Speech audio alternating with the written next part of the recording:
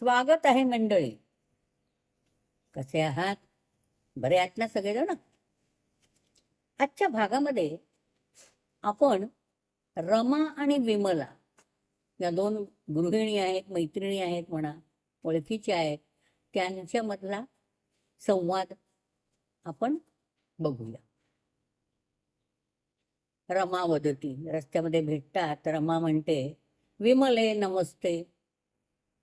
विमला नमस्ते, नमस्कार आहे. विमला म्हणते त्याच्यावरती, नमस्ते आपी. ती म्हणते, माझा सुद्धा तुला नमस्कार आहे. विमला म्हणते, आपी कुशली नाही? ती म्हणते, सगळी छान आहेत ना, आपण जसं चौकशी करतो कुशल आहेत ना. रमा वदती, आम त्वम कथमसि. होय, मी तर छान आहे, मजेत आहे. तू कशी आहेस? त्वम कथम, कथम म्हणजे कशी, अशी म्हणजे आहेस. तू कशी आहेस? ती म्हणते, हम अपी, मी सुद्धा. आता ती काय म्हणते बघा, कृपया, जी रमा आहे ती म्हणते, कृपया तव भ्रमणध्वने संख्याम यच्छ मे. ती म्हणते की कृपा करून तव भ्रमणध्वने हे. आता भ्रमणध्वनी म्हणजे आपण शब्द ऐकला असेल, आपण म्हणतो मोबाईल. तुझा मोबाईलचा संख्याम यच्छ मे, नंबर, संख्या, तुझा मोबाईलचा नंबर यच्छ मे, मला दे.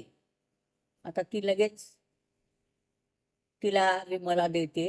कसे आकडे टाकलेत बघा, चत्वारी म्हणजे 4, 9 9, 0 0, 1 1, त्रीणि 3, पंच 5, सप्त 7, अष्ट 8, षट 6, 0 0. असा हा नंबर दिलाय. 4 9 0 1 3 5 7 8 6 0 हा नंबर दिलेला आहे. लक्षात मुद्दाम आकडे ठेवायचे. 4 9 0 1 त्रीणि पंच सप्त अष्ट षट 0, कारण आपण हे आकडे शिकलेलो आहोत. त्याच्यावरती ती रमा म्हणते, अहम त्वया सह भ्रमणध्वनी संभाषण करिष्यामि. मी त्वया सह, सहकार आपण बघितलंय बरोबर, मी तुझ्या बरोबर भ्रमणध्वनी संभाषण, मोबाईलवरचं संभाषण करेन. कारण का, मया तू गृहम गंतव्यम, कारण मला आज घरी जायला पाहिजे.